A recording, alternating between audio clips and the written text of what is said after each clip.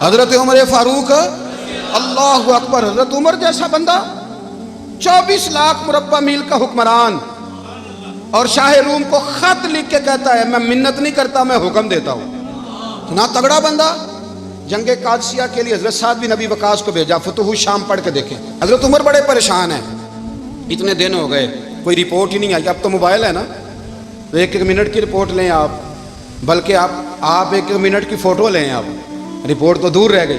حضرت عمر فاروق رضی اللہ تعالیٰ عنہ بڑے پریشان ہیں کہ قادسیہ میں حضرت سعد بن ابی وقاص کے ساتھ لوگ جہاد کرنے گئے، رپورٹ کوئی نہیں آ رہی۔ اتنے پریشان تھے کہ باہر نکل کے نا اس رستے پہ بیٹھ جاتے جو رستہ قادسیہ کی طرف سے آتا تھا، جو بھی آتا جاتا پوچھتے جنگ کے کیا حالات ہیں۔ ادھر جب اللہ نے فتح دے دی نا تو حضرت سعد بن ابی وقاص رضی اللہ تعالیٰ عنہ نے ایک قاصد کو خط دے کے بھیجا، کہنے لگے عمر کے پاس جاؤ، انہیں اطلاع دو کہ الحمدللہ اللہ نے اسلام کو فتح عطا کر دی ہے۔ یہ حضرت عمر کو جا کے دینا، وہ بڑے پریشان ہوں گے۔ وہ جو اس زمانے میں اس طرح ہوتا تھا کہ کئی دور دور سے صحابہ جو دوسرے شہروں کے ملکوں کے رہنے والے ہوتے تھے وہ بھی آ کے شامل ہو جاتے تھے جہاد میں۔ کوئی ایک دفعہ مدینے آیا، کوئی 2 دفعہ آیا، پھر اپنے اپنے علاقوں میں بہت سارے لوگوں نے زیادہ دفعہ حضرت عمر کو دیکھا بھی نہیں تھا۔ وہ جو قاصد خط لے کے آیا تھا نا، اس نے 1 دفعہ دیکھا تھا، حضرت عمر بوڑھے ہو گئے، وہ پہچانتا نہیں تھا۔ ادھر سے وہ خط لے کے آ گیا، حضرت عمر مدینے سے باہر نکل کے اس روڈ پہ بیٹھے تھے جو قادسیہ سے آتا تھا۔ جب وہ اس آدمی کو آتے دیکھا تو حضرت عمر اٹھ کے کھڑے ہو گئے، فرمانے لگے قادسیہ سے آ رہے ہو؟ وہ کیا کہتا ہے؟ پھٹے پرانے کپڑے، ٹوٹے ہوئے جوتے، سر پہ پرانی پگڑی۔ کہنے لگے غلام مدینے کے رہنے والے ہو؟ حضرت عمر کہنے لگے ہاں مدینے کا ہوں۔ کہا میں قادسیہ سے آیا ہوں، الحمدللہ اللہ نے اسلام کو فتح دے دی ہے، الحمدللہ کفر کی کمر ٹوٹ گئی ہے۔ اس نے یہ بات کر کے تو گھوڑے کو ایڑی لگائی، گھوڑا دوڑنے لگا مدینے کے، حضرت عمر بھی ساتھ ساتھ دوڑ رہے۔ فرمانے لگے اچھا بتاؤ خالد بن ولید کا کیا حال ہے؟ تھوڑا آگے جا کے فرمانے لگے اسامہ بن زید کیسے ہے؟ وہ کہتے ہیں ٹھیک ہے۔ پھر اس نے اور گھوڑا، عمر ساتھ ساتھ دوڑ رہے ہیں، ساتھ ساتھ 24 لاکھ مربع میل کا حکمران، ایک جوتا پیر سے نکل گیا، عمر دوڑ رہے ہیں۔ آگے جا کے پوچھتے ہیں سعد بن ابی وقاص کا کیا حال ہے؟ کہ حضور وہ بھی ٹھیک ہے۔ کتنے لوگ میرے شہید ہو گئے مسلمانوں میں سے؟ کہنے لگا صحیح گنتی کا نہیں پتا، یہ لفظ ادا ہوتے ہوتے مدینے کی سرحد آ گئی۔ لوگوں نے عمر کو گھوڑے کے ساتھ دوڑتے دیکھا تو کہا امیر المومنین کیوں دوڑ رہے ہیں؟ وہ غلام چھلانگ لگا کے نیچے آیا، قدموں میں بیٹھ گیا، کہنے لگا حضور آپ نے بتایا ہی نہیں آپ امیر المومنین ہیں۔ آپ فرمانے لگے کیا بتاتا؟ میں تو اونٹ چرانے والے کا پتر ہوں، کیا بتاتا؟ وہ عمر ہوں جس نے اپنے گناہوں کا حساب دینا ہے، کیا بتاتا؟ جو سعد بن ابی وقاص کو جہاد پہ بھیج کے خود بزدلوں کی طرح گھر میں بیٹھا ہے، کیا بتاتا؟ کوئی حیثیت نہیں، کوئی تار۔ تو نے اچھا کیا، تو تو مجاہد تھا، مجھے ساتھ ساتھ دوڑایا، تو نے اچھا کیا۔ جتنے لوگ تھے چیخیں مار کے رونے لگے۔ حضرت فاروق اعظم سے کہنے لگے عمر جب تک تیرے جلوے رہیں گے اللہ کامیابیاں ہی عطا فرمائے گا، جب تک تیرا رنگ رہے گا اللہ تعالیٰ نوازتا ہی رہے گا۔ کچھ نہیں، کبھی اپنا آپ ظاہر ہی نہیں کیا۔ بہت بڑے تھے، بہت بڑے تھے حضرت عمر، بڑے تھے۔ حضرت ابو رافع غلام تھے، قرآن پاک بڑا سونا پڑھتے تھے۔ حضرت عمر جب بھی انہیں ملتے کہتے ابو رافع تو عمر سے اچھا ہے، قرآن بڑا شاندار پڑھتا ہے۔ تو وہ کہتے حضور اگر میں قرآن صحیح پڑھتا ہوں تو آپ کو قرآن کی تشریح زیادہ صحیح آتی ہے، آپ بھی تو مجھ سے افضل ہیں۔ تو آپ فرماتے نہیں پھر بھی تو مجھ سے افضل ہے۔ کیوں؟ اس لیے کہ تو اپنے آقا کی نوکری بھی ٹھیک کرتا ہے اور رب کی عبادت بھی ٹھیک کرتا ہے، اور مجھے خالی صرف عبادت کرنی ہوتی ہے وہ بھی ٹھیک نہیں کر پاتا۔ ساری زندگی اپنا محاسبہ، ساری زندگی اپنے گریبان میں دیکھا، ساری زندگی اپنے آپ کو پرکھا، اپنے آپ کو ٹٹولا۔ 62 سال عمر بیت گئی۔ حضرت حذیفہ بن یمان ایک صحابی تھے، میرے نبی کریم علیہ السلام نا ان سے راز کی باتیں کرتے تھے۔ ہر بندے کا ہاضمہ ٹھیک نہیں ہوتا، سب سے راز کی بات نہیں کرنی چاہیے۔ حضرت حذیفہ بن یمان کہتے ہیں حضور راز کی باتیں بتاتے ہیں۔ مدینہ منورہ میں جو منافقین تھے ان کی لسٹ بھی نبی پاک نے حضرت حذیفہ بن یمان کو دی تھی۔ جب کوئی مشکوک آدمی مر جاتا نا تو صحابہ کہتے ہیں ہم دیکھتے اگر حضرت حذیفہ نے جنازہ پڑھا ہے تو ہم بھی جنازہ پڑھ لیتے ہیں۔ نبی پاک نے بھی کچھ جنازے نہیں پڑھے، ترمذی میں ہے، فرمایا عثمان سے جو بغض رکھے اس کا جنازہ نہیں پڑھیں گے۔ حضرت حذیفہ بن یمان اگر جنازہ پڑھتے تو لوگ پڑھتے، وہ نہ پڑھتے تو لوگ جنازہ نہ پڑھتے۔ حضرت حذیفہ بن یمان کہتے ہیں جناب عمر فاروق کی خلافت کے آخری ایام تھے، کچھ دنوں کے بعد وہ شہید ہو گئے۔ فرماتے آدھی رات کا وقت تھا، میں گھر میں سویا تھا بڑا بے فکر، اچانک میرے دروازے پہ دستک ہوئی، میں گھبرا کے اٹھا، اتنی رات کو کون آیا؟ کہتے ہیں قربان جاؤں، دروازے پہ گیا تو امیر المومنین فاروق اعظم دروازے پہ۔ میں نے کہا عمر کوئی حکم تھا تو مجھے بلا لیتے۔ کہنے لگے میں نا امیر بن کے نہیں آیا، تیرا ویر بن کے آیا ہوں۔ امیر المومنین کی حیثیت سے سرکاری کام سے بلاتا تو وہاں بلاتا، مجھے ایک ذاتی کام پڑ گیا۔ کہتے میں نے عمر کو گھر کی اندر بلا کے چارپائی پہ بٹھایا، میں نے کہا حضور میں غریب آدمی ہوں، میں کیا آپ کے کام آ سکتا ہوں؟ تو کہتے ہیں انہوں نے نا مجھے ساتھ بٹھا لیا، پھر میرا ہاتھ پکڑ لیا، کہنے لگے تو عمر کو جانتا ہے؟ عمر جھوٹ نہیں بولتا، تو جانتا ہے عمر وعدوں کا پکا ہے؟ کہا حضور جانتا ہوں۔ کہا میں اس وقت آیا ہوں جب دیکھ بھی کوئی نہیں رہا۔ حضرت حذیفہ بن یمان کہتے ہیں پریشان ہو گیا، حضور پہلیاں نہ بجھوائے، مہربانی کر بتائیں کدھر آئے ہیں؟ حضرت عمر فاروق فرمانے لگے 62 سال کا ہو گیا ہوں، 63 میں چل رہا ہے، داڑھی سفید ہو گئی ہے، پھل پک گیا، اٹھ فریدہ ستیا، داڑھی آ گئی پور، اگا نیڑے آ گئی، پیچھا رہ گئی دور، اب قبر اشر کا معاملہ صاف نظر آنے لگا ہے۔ کہا حضور مجھ سے کیا چاہتے ہیں؟ حضرت عمر رو پڑے، کہنے لگے آج میں عشاء کے بعد نکلا ہوں تو نبی پاک کے صحابہ مجھے نیک کہہ رہے تھے، پھر میں نے بچوں کی ماں سے اور بچوں سے بھی پوچھا ہے، وہ بھی مجھ سے راضی ہیں، پر حذیفہ تیرے ساتھ نبی پاک راز کی باتیں کرتے تھے، سچ بتا کہیں عمر کا نام منافقوں میں شامل تو نہیں؟ سچ بتا ان منافقین میں تو شامل نہیں، کہیں اوپر سے تو نہیں سارا کچھ؟ حضرت حذیفہ بن یمان کہتے ہیں میں باپ کے مرنے پہ اتنا نہیں رویا جتنا عمر کے سوال پہ رویا۔ میں قدموں میں بیٹھ گیا، میں نے کہا نہیں عمر یہ تو میں نے نہیں سنا، لیکن یہ میں نے نبی پاک سے ضرور سنا ہے کہ میرے بعد اگر کوئی نبی ہوتا تو عمر ابن خطاب ہوتا۔ یہ میں نے اپنے کانوں سے سنا ہے کہ عمر جس گلی سے گزرے شیطان راستہ بدل جاتا ہے۔ یہ میں نے اپنے کانوں سے سنا ہے کہ 950 سال حضرت جبریل جناب عمر کی شان بیان کریں تو پھر بھی بیان نہیں ہو سکتا، یہ میں نے ضرور سنا۔ دوستو ساری زندگی حضرت عمر نے اگر دوسروں کا محاسبہ کیا تو اپنا اور اپنے بچوں کا بھی کڑا خیال رکھا، اپنی ذات پر بڑی توجہ دی۔ جو لوگ اپنا بھول جاتے ہیں نا، ہمیں اپنی صحت کا بڑا خیال ہے لیکن اپنی روحانی زندگی کا کوئی خیال نہیں ہے۔ حضرت عمر فاروق رضی اللہ تعالیٰ عنہ نا باہر والوں کا بھی بڑا سخت حساب کرتے تھے، بڑا ایک گورنر صاحب نے لباس بڑا شاندار پہننا شروع کر دیا تھا تو حضرت عمر نے اتروا کے نا تو انہیں ٹاٹ کا لباس پہنا کے تو اونٹ چرانے کی ڈیوٹی دے دی تھی، اتنا سخت احتساب کرتے۔ کسائی کی دکان پر بھی 1-2 گھنٹے کھڑے ہوتے تھے، جو آدمی مسلسل 2 دن گوشت خریدتا تھا نا فرماتے تھے اس کا ٹیکس بڑھا دو، لوگوں کو دال نہیں مل رہی اور یہ روز گوشت کھاتا ہے۔ حضرت فاروق اعظم اس کو جزیہ کہا جاتا تھا، یا کچھ اور معاملات ہوتے تو بڑھا دیتے تھے۔ مسلسل جو 2 دن آدمی گوشت کھاتا تھا فرماتے تھے مدینے میں غربت ہے، اگر یہ والا نظام تم کرو گے تو غریب لوگ کس کی طرف دیکھیں گے؟ لیکن اس سے زیادہ بڑھ کر جو ان کی زندگی کا معیار اور سٹیٹس تھا وہ یہ تھا کہ اپنے گھر کا خاص خیال رکھتے، خاص توجہ کرتے۔ ملک شام سے اور ایران سے کچھ لوگ آپ کی خدمت میں آئے تو وہاں سے کچھ کنیزیں بھی آئیں، ان کے بادشاہ کا پیغام لے کے۔ شاہ ایران کی کنیز کو ملکہ نے کہا کہ نا حضرت عمر کی زوجہ کو دیکھ کے آنا ذرا کس طرح کی ہے۔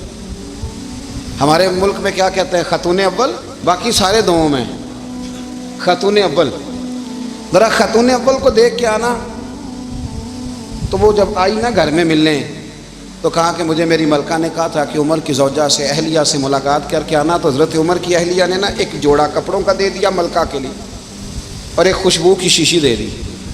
اب جب وہ تحفے وہاں گئے تو اس ملکہ نے نا کچھ سونے کا سامان بھیجا، کچھ زیورات بھیجے، کچھ تحائف بھیجے۔ جب حضرت عمر کے گھر آئے نا وہ خادم لے کے آیا، اس نے کہا جی آپ کی اہلیہ نے تحفے بھیجے تھے، تو جواب میں شاہ ایران کی بیوی نے یہاں جس ملک کا وہ سفیر تھا انہوں نے بھی یہ بھیجے ہیں۔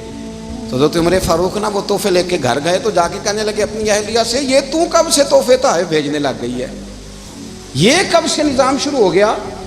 تو کہ حضور تحفہ دینا لینا تو ٹھیک ہے، سنت ہے، محبت بڑھتی ہے، تو یہ کوئی قباحت نہیں، اور میں نے اپنی ذاتی استعمال کے لیے جو چیزیں رکھی تھی وہ میں نے دی ہیں۔ حضرت عمر فاروق رضی اللہ تعالیٰ عنہ فرمانے لگے ہم نے کسی ملک کے ساتھ اور اس کے بادشاہ کے ساتھ ذاتی تعلق نہیں بنانا، تعلق جو بھی بنے گا رسول اللہ کے دین کی برکت سے بنے گا، ذاتی رشتے نہیں ہم نے قائم کرنے، ذاتی آپ کے ملک کی جو ایئر لائن جس کا ہر سال خسارے کا ڈنڈورا پیٹا جاتا ہے نا، وہ ہمارے بادشاہ صاحب اور صدر صاحب اگر غیر ملکیوں کو گھوڑا کبھی بھیجنا ہو نا، گھوڑا، تو پورا ایک جہاز گھوڑا لے کے تحفے میں جاتا ہے، پورا جہاز غریب قوم کا یہ سرمایہ. اور قوم بڑی بادشاہ ہے، لائنوں میں لگ کے ووٹ دیتی ہے. دو کام ہمیشہ لائن میں لگ کے کرنے ہیں، ایک بل لائن میں لگ کے جمع کرانا ہے اور ایک ووٹ لائن میں لگ کے، تاکہ پھر پورے 5 سال لائن میں ہی لگے رہیں. مرضی سے آپ ووٹ دینا، پر جو بات درست ہے اس کو سنو. حضرت عمر فاروق رضی اللہ تعالیٰ عنہ نے اپنی اہلیہ سے پوچھا کتنے کا تھا وہ تیرا جوڑا اور خوشبو کی شیشی؟ انہوں نے کہا 3 دینار کی. فرمایا یہ 3 دینار تیرے اور باقی جو تحفے آئے ہیں وہ تو خود کہہ، چونکہ اس نے تیرے نام بھیجے ہیں. تو کہہ کہ میں مال غنیمت میں دیتی ہوں، تو کہہ میں مسلمانوں کو کہہ. تو زوجہ ہنس پڑی، کہنے لگی میں نہ بھی کہوں تو مجھے کہنا تو پڑے گا ہی، کہنا تو میں نے ہے ہی، کیونکہ سامنے عمر فاروق ہیں، لہذا فرمایا کہہ دیتی ہوں میں نے دیا خزانے کو. حضرت عمر نے جمع کرا لیا. میں یہ کیا بات ہے، میرے گھر والے جو مرضی کریں، ان کا معیار زندگی جس طرح کا مرضی ہو. اور حضرت عمر ایک جملہ کہا کرتے تھے، اللہ کرے کہ یہ باتیں اس دور حاضر میں ہماری سمجھ میں آئیں. حضرت عمر فاروق رضی اللہ تعالیٰ عنہ اپنے بچوں کو فرمایا کرتے تھے کہ بہت آدمی کو بھوک لگی ہو نا، اور پھر اس کی پسند کا کھانا پکا ہو، جتنے شوق سے وہ اس کھانے کو دیکھتا ہے نا، فرمایا اس طرح پوری قوم اپنے بادشاہوں کے خاندان کو دیکھتی ہے. اس تیزی کے ساتھ دیکھتے ہیں کہ ان کے گھر میں کیا ہو رہا ہے، ان کا معیار زندگی کیا ہے، ان کا سٹیٹس کیا ہے. آپ کے بچے دونوں کاروبار کے لیے مصر گئے، ایک بہت بڑا قافلہ گیا مدینے سے مصر تجارت کے لیے. تو یہ گئے تجارت کے لیے، تو حضرت عبداللہ ابن عمر اور حضرت عبید اللہ ابن عمر، حضرت عمر کے دونوں بیٹے گئے. جناب عمر فاروق کے بچے جب وہاں پہنچے تو مصر کے گورنر نے نا لوگوں کو تعارف کرایا کہ یہ عمر فاروق کے بیٹے ہیں. ایک چھوٹی سی بات کر دوں، یہ چودھری کے بیٹے کو کون بتاتا ہے کہ تو چودھری کا بیٹا ہے؟ باہر والے بتاتے ہیں، گھر والے. اور سیٹھ صاحب کے بیٹے کو کون بتاتا ہے کہ تو سیٹھ صاحب کا بیٹا ہے؟ اور مالک کو کون بتاتا ہے کہ تو مالک کا بیٹا ہے اور یہ کرایہ دار ہے؟ یہ کون بتاتا ہے؟ یہ سوچ ہم دیتے ہیں بچوں کو. چودھری اور کمی کی سوچ، امیر اور غریب کی سوچ، مالک اور کرایہ دار کی سوچ، گھر کے مالک کی اور کام کرنے والے کی سوچ، یہ ہم دیتے ہیں. یاد رکھنا، یہ ہم دیتے ہیں، یہ ہمارا مزاج ہے، یہ باہر سے نہیں آتی. تو کوئی شہزادہ ہے، تو سیٹھ ہے، تو نواب ہے، یہ سوچ باہر سے نہیں آتی. یہ اماں سوچ دیتی ہے، اماں، یہ ابا سوچ دیتا ہے. اور پھر جب تباہی اترتی ہے تو اس کے ذمہ دار بھی باہر والے نہیں ہوتے، گھر والے ہوتے ہیں. گھر والے. ہمارے بچوں کی طبیعتوں پر زیادہ نقش باہر والوں کا نہیں ہوتا، گھر والوں کا ہوتا ہے. یاد رکھیے گا. حضرت عمر فاروق رضی اللہ، بچے ہیں، شہزادے ہیں، وہ کاروبار کرنے گئے اور وہاں بتایا گورنر صاحب نے کہ یہ فاروق اعظم کے بچے، امیر المومنین کے. لوگوں نے ان سے زیادہ مال خریدا، تجارت میں زیادہ نفع ہوا. ظاہر ہے کہ وہ آپ کے جو اللہ خیر کرے حکمران ہیں، ان کے کاروبار کتنے ملکوں میں ہیں، کس بنیاد پر ہیں؟ وہ صرف اس بنیاد پر کہ وہ حکمران رہے، ان کے لیے آسان تھا بڑے لوگوں سے تعلقات بنانا. حضرت عمر فاروق رضی اللہ تعالیٰ عنہ کے بچے ڈھیروں مال کما کے جب واپس آئے نا، تو حضرت عمر سے آ کے بچوں نے بطور محبت کا، ابا جی اللہ نے بڑا ہی فضل کیا ہے، بڑا مال کمایا الحمدللہ، یہ دیکھیں کتنا نوازا ہے. تو حضرت عمر کہنے لگے سارے قافلے نے اتنا ہی کمایا ہے، سارے قافلے نے اتنا ہی کمایا ہے؟ کہ حضور نہیں، سارے قافلے نے اتنا نہیں کمایا، سب کو اتنا نہیں ملا. وہ تو وہاں گورنر صاحب نے لوگوں کو تعارف کرایا تھا کہ یہ عمر کے بچے ہیں، تو لوگوں نے پھر ہم سے بڑا ہی خریدا. تو حضرت عمر فرمانے لگے ٹھیک ہو گیا، میں بات سمجھ گیا. اس طرح کرو، جو تمہاری اصل زر تھی نا، جو راز تھی، وہ رکھ لو اور باقی سارا مال مال خزانہ میں جمع کرا دو. اس لیے کہ یہ تم نے تجارت نہیں کی، یہ تم نے اپنے باپ کا نام بیچا ہے، یہ تم نے امیر المومنین کے بیٹے ہونے کا فائدہ اٹھایا ہے. فرمایا یہ تمہارا نہیں حق، یہ مسلمانوں کا ہے. اس لیے کہ یہ مال تم نے محنت سے نہیں کمایا، یہ باپ کی کرسی کا فائدہ اٹھایا ہے. اور فرمایا اگر تم نے مال جمع نہ کرایا تو میں مال بھی لے لوں گا زبردستی اور کوڑے بھی ماروں گا، ڈبل سزا دوں گا. مرضی سے جمع کراؤ گے تو کوڑوں سے بچ جاؤ گے. بڑے بیٹے نے تو جمع کرا دیا، تو چھوٹا تھوڑا پریشان ہوا. تو حضرت عبداللہ ابن عمر چھوٹے بھائی کا ماتھا چوم کے کہنے لگے بیٹے چپ کر کے جمع کرا، یہاں بھی فخر کر کے ہم عمر کے بیٹے ہیں، اور قیامت میں بھی فخر کریں گے کہ ہم فاروق اعظم کے بیٹے ہیں. یہاں بھی ناز کریں گے اور وہاں بھی ناز کریں گے کہ عمر کے بچے ہیں. ہمارے باپ نے خود بھی حلال ہی کھایا ہے، اور جب ہماری کمانے کی باری آئی ہے تو ہمیں حکم بھی حلال کھانے کا دیا ہے۔ بھائی ہمارا مزاج نہیں۔ بچہ جب لے کے آتا ہے 2 لاکھ روپیہ تو کبھی پوچھے کہاں سے آیا ہے؟ جب وہ پہلے دن غلط دوستوں کے پاس جا کے بیٹھتا ہے تو کبھی نکالا ہے گھر سے اسے؟ یہ بہت سارے خمیازے ہمیں اس لیے بھگتنے پڑتے ہیں کہ ہم ابتدا میں سوراخ بند نہیں کرتے، جب اس میں شگاف پڑ جاتا ہے، سیلاب آتا ہے تو ہمیں ہوش آتی ہے۔ حضرت عمر نے اپنے گھر میں نگرانی رکھی، کڑی نگرانی۔ زیادہ نماز گھر میں پڑھتے تھے حضرت عمر، نفلی نمازیں زیادہ کیوں بھلا؟ میرے اساتذہ مجھے حکم دیتے تھے کہ فرض نماز کے علاوہ نمازیں گھر میں پڑھنا، بچوں کو عادت پڑے گی، ذوق پیدا ہوگا، ان کو پتہ چلے گا کہ ہمارے گھر میں 5 وقت کوئی اور کام بھی ہوتا ہے۔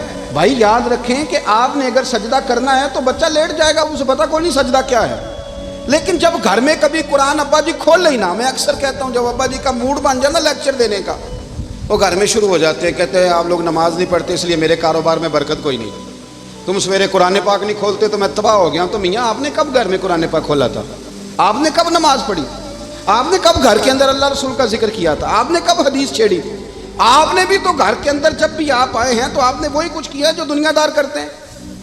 آپ بھی تو اپنا موبائل لے کے اللہ کونے میں بیٹھ گئے، آپ نے بھی تو کہا ہے کہ اب تمہارے چینل ختم، اب میری مرضی والا چلے گا۔ تو جو آپ نے کیا ہے بچے بھی وہی کام کریں گے۔ آپ نے بھی گپ شپ لگائی ہے تو وہ بھی لگا رہے ہیں۔ یہ سمجھ لیں جو کام آپ کریں گے آپ اپنے بچوں کی سیرت میں اس کا جلوہ دیکھ لیں گے۔ بڑی پکی سی بات ہے کہ آپ کو بچے کی عادتیں دیکھ کے سمجھ آ جائے گی کہ میں بھی یہی کرتا تھا اور یہ بھی۔ حضرت عمر فاروق رضی اللہ تعالیٰ عنہ وصال فرما گئے، تو آپ کے وصال کے بعد حضرت عثمان غنی رضی اللہ تعالیٰ عنہ نے آپ کی ایک بیوہ سے نکاح کیا، حضرت عمر کی ایک بیوہ سے۔ جب وہ آپ کے نکاح میں آئی تو کہنے لگی حضرت عثمان غنی سے کہ حضور نہ تو میں خوبصورت ہوں اور نہ میں جوان ہوں، نہ آپ کی کوئی خدمت کر سکتی ہوں، میرے ساتھ نکاح کرنا سمجھ میں نہیں آیا۔ کیا شاندار جواب دیا حضرت عثمان غنی نے، کیا خوبصورت جواب دیا۔ فرمانے لگے میں نے اس لیے نکاح نہیں کیا کہ مجھے تمہارے حسن سے دلچسپی تھی یا تمہاری خدمت کی ضرورت تھی، میں نے تو اس لیے نکاح کیا ہے کہ مجھے بتاؤ عمر فاروق گھر کے اندر اپنے رب کی عبادت کس طرح کرتے تھے، وہ قرآن پاک کس طرح پڑھتے تھے، وہ رویا کیسے کرتے تھے، استغفار کا طریقہ کیا، کس وقت کس انداز میں وہ اپنے رب کو یاد کرتے تھے۔ اس لیے کہ عمر کئی دفعہ گھر سے آتا تھا تو میں اس کے چہرے پر نور دیکھا کرتا تھا، میں روشنی دیکھتا تھا، ایک معیار دیکھتا تھا۔ نکاح اس لیے کیا ہے کہ مجھے عمر کی جو گھر کے اندر کی عبادت ہے اس سے آگاہ کرو، تاکہ عثمان غنی بھی چاہتے ہیں اس طرح کے عمل کرو جس طرح کہ عمر فاروق کر کے گئے ہیں۔ بھائی جب تک ہم اپنے گھر میں وہ توجہ نہیں دیں گے، وہ مزاج دیکھیں نا، ہمارے گھروں میں جب نقشہ پاس ہوتا ہے تو ٹی وی لان بھی اس میں ہوتا ہے، ڈرائنگ روم بھی ہوتا ہے، نماز کی جگہ بھی ہوتی ہے نقشے میں۔ صحابہ جب گھر بناتے تھے تو ایک مسجد بیت کا نقشہ پاس کرتے تھے، ذہن میں رکھتے تھے کہ یہ کونا نماز کے لیے، وہاں جوتے لے کے کوئی نہیں جائے گا، وہاں نماز پڑھی جاتی تھی، عورتیں وہاں اعتکاف کرتی تھیں۔ ٹی وی لان تو آ گیا ہے اور گھر کے اندر ٹی وی رکھنے کے لیے تو ایک کمرہ الگ سے بنا دیا گیا ہے، اور اب جو نئے نقشے پاس ہو رہے ہیں اس کے اندر گھروں کے اندر جگہ بنائی گئی ہے جہاں کمپیوٹر رکھے جائیں، اور بچوں کے لیے وائرنگ ہوگی نیچے تاکہ انہیں کوئی مشکل درپیش نہ ہو۔ یہ ساری چیزیں ہم نے نہانے کے لیے گھروں کے اندر اتنے بڑے واش روم بنائے ہیں کہ لگتا یہ ہے کہ سوائے نہانے کے اور کام ہی نہیں کوئی گھر میں ہوگا، ہر چیز آ گئی۔ پر اللہ کرے کوئی تفسیر بھی ٹیبل پہ پڑی نظر آئے، کوئی حدیث کی کتاب بھی ٹیبل پہ پڑی نظر آئے۔ اللہ کرے کہ جس طرح ابا لطیفہ سن کے آتا ہے تو جب تک سنا نہ لے اسے ہضم نہیں ہوتا، اللہ کرے کہ وہ جمعے میں بیان سن کے جائے تو اس کا بھی دل کرے میں اپنے بچوں کو سناؤں، وہ نبی پاک کی کوئی حدیث کہیں سے سنے تو گھر جا کے سنائے۔ جب تک یہ معیار نہیں بنتا آپ کیسے توقع کرتے ہیں کہ گھر کے اندر اللہ کی رحمتیں نازل ہوں گی؟ آپ یہ کیسے توقع کرتے ہیں کہ گھر کے اندر وہ معیار اور وہ مزاج بنے گا؟ حضرت عمر فاروق نے ذاتی زندگی پر جو توجہ دی، گھر والوں کے معیار پر جو توجہ دی حضرت عمر فاروق رضی اللہ تعالیٰ عنہ نے، وہ بھی بڑی دیدنی ہے۔ حضرت ابو موسیٰ اشعری کو نا آپ نے وزیر خزانہ بنایا تھا، تو حضرت ابو موسیٰ اشعری کہتے ہیں کہ حضرت عمر کو شیخ خزانے میں رہنے تو دیتے نہیں تھے۔ ایک دن میں صفائی کر رہا تھا اس کمرے کی جس میں خزانہ رہتا تھا۔ ہمارے تو ملک میں جو جاتا ہے وہ صفائی کر کے ہی جاتا ہے، اللہ خیر کرے۔ اور خیر معیار بدلتا ہے، جو پچھلی حکومت ہوتی ہے وہ قرضہ اٹھاتی ہے، وہ باہر سے جاتی ہے تو قرضہ لے کے آتی، اور جو نہیں آتی ہے وہ کہتی ہے ہمیں پیکج مل گیا ہے، وہ قرضہ نہیں اٹھاتے۔ ان کو کیا ملتا ہے؟ یعنی پچھلی نے قرضہ لیا تھا اور ہم نے، واہ جی واہ کیا خوبصورت انداز ہے، اس کا نام بدل کے نا، انہوں نے قرضہ لیا تھا اور ہم نے، میں کہا بڑے شاندار سیانے بندے ہو گئی۔ حضرت سیدنا ابو موسیٰ اشعری کہتے ہیں کہ میں نے نا مال غنیمت کی صفائی کی تو 1 دینار مجھے نا کہیں پڑا ہوا مل گیا، تو فرماتے ہمیں اجازت ہوتی تھی کہ 1 دینار ہم اپنی مرضی سے کہیں خرچ کر سکتے تھے۔ اگر آپ ناراض نہ ہوں تو ہمارے ہاں جب چیئرمین صاحب، ناظم صاحب ٹھیکے دیتے ہیں تو ٹھیکیدار ان کا چھوٹا بھائی ہوتا ہے یا چچا کا بیٹا ہوتا ہے یا خالہ کا بیٹا ہوتا ہے، وہ خود ناظم ہوتے ہیں اور ان کا چھوٹا بھائی ٹھیکیدار ہوتا ہے، یعنی وہ نا سارا کچھ گھر کے اندر ہی رہتا ہے، گھر کے اندر ایک پیسہ دیتا ہے دوسرا واپس اس کو واپس کر دیتا ہے، گھر کے اندر ہی۔ اب تو خیر ہمارے لوگ سمجھدار ہو گئے، ایک بندہ ایک سیاسی جماعت میں ہوتا ہے، دوسرا دوسری میں، اور تیسرا جس کی بھی حکومت آئی حکومت تو ہماری رہے گی نا، ایک بندہ تو ہے نا اس جماعت میں۔ یہ اچھا لوگوں نے ایک طریقہ نکالا ہے۔ تو حضرت عمر کے بیٹا گزر رہا تھا تو حضرت ابو موسیٰ اشعری کہتے ہیں میں نے صفائی کی تو 1 دینار نکلا، تو میں نے وہ 1 دینار نا حضرت عمر کے بیٹے کو دے دیا۔ میں نے کہا لو بیٹا اپنے چچا کی طرف سے تحفہ۔ تو گھر جا کے انہوں نے حضرت عمر کو بتایا کہ چچا نے پیسے دیے ہیں، چھوٹے بچے تھے۔ حضرت عمر نے حضرت ابو موسیٰ اشعری کو بلا لیا اور بلا کے فرمانے لگے میں تو تمہیں اپنا دوست جانتا تھا اور تو نے میری اولاد کو ہی دنیا دار بنانا شروع کر دیا، میرے بچوں کو ہی تم نے دنیا دار پیسوں پہ لگانا شروع کر دیا، میں تو تمہیں یار سمجھتا تھا۔ فرمایا تمہیں چاہیے تھا میرے بیٹے کو نصیحت کرتے کہ بیٹا پیسوں سے رب راضی نہیں ہوتا، اس کی رضا والے کام کیے جائیں تو رب راضی ہوتا ہے۔ اور فرمایا تمہیں کوئی اور گھر نہیں ملا تھا تباہ کرنے کے لیے، میرا ہی گھر ملا تھا، اٹھاؤ اپنا دینار اور خبردار آج کے بعد میرے بچوں کے ساتھ یہ والی نیکی نہ کرنا۔ اور ہمارا کیا سٹیٹس ہے، دوستی ہے یہ اس سے جو تحفے زیادہ دے، جو بچوں کو خراب کرنے میں مدد زیادہ کرے اس کے ساتھ گرانا۔ حضرت عمر نے گھر پہ اور سب سے بڑھ کر اپنی ذات پہ توجہ کی۔ حضرت ابو مالک رضی اللہ تعالیٰ عنہ کہتے ہیں میں عمر کے پیچھے پیچھے ایک باغ میں گیا، اکثر اس باغ میں جایا کرتے تھے، اور عمر جا کے نا تو درخت کے نیچے بیٹھ گئے اور فرمانے لگے او امیر المومنین اللہ سے ڈر جا، ورنہ جس رب نے حکومت دی ہے وہ عذاب بھی بڑا دے گا، ڈر جا رب سے۔ کبھی ساری زندگی حضرت عمر نے اپنا کوئی تعارف نہیں کرایا، کبھی نہیں۔ ایک بندے نے آپ کے سامنے تعریف کر دی آپ کی تو فرمانے لگے تو خود بھی ہلاک ہوا اور مجھے بھی ہلاک کر دیا، کیا ضرورت پڑی ہے میری تعریفیں کرنے کی، اتنی دیر میری تعریف میں لگائی، اللہ کا ذکر کرتا رب تجھے ثواب دیتا، حضور پہ درود پڑھتا تو رب تیرے اوپر رحمتیں نازل کرتا، کس چکر میں ہے؟ آج جتنا اچھی کوئی خوشامد کرے اتنی اچھی وزارت ملتی ہے، جتنی اچھی اس کو جو ہے وہ چاپلوسی کرنی آیا درجہ بھی اسے اتنا ہی اچھا ملتا ہے۔